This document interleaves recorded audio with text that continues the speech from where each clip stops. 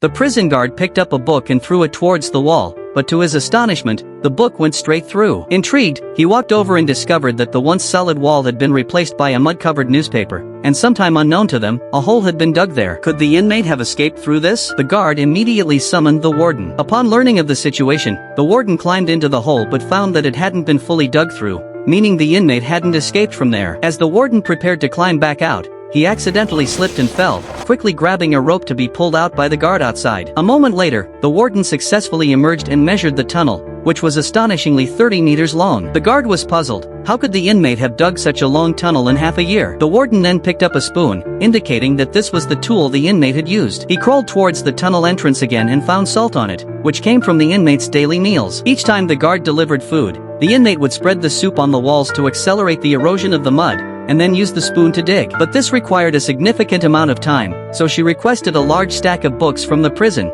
claiming she would study in her cell. However, these books had another purpose. She evenly spread mud on the pages, soaked them, and then pasted them on the walls. This way, the guard couldn't detect any issues during cell checks. Disposing of the mud was also simple. She just scattered it out the window, where the wind would carry it away. After half a year, the tunnel was almost complete, and the inmate's escape plan officially began. Since she had been in the cell for so long, everyone had forgotten about her. On the day the leaders came to inspect the work, everyone was singing and dancing. Nobody noticed her as she walked out, right in front of everyone, towards the leader's car. When the guard came to deliver food, he found that the inmate who should have been at the door didn't appear. He immediately sensed something was wrong and rushed inside, only to find an empty room. The guard immediately sounded the alarm, causing chaos in the prison. The inmate hid under the car unnoticed. To ensure the leader's safety, the guard escorted them to the car, and in this way, the inmate escaped. When the warden arrived at the cell, he only saw the tunnel, which had been a decoy to confuse the guard and buy time. It took the warden 25 minutes to crawl back and forth through the tunnel, and by then, the inmate had already gotten off the car.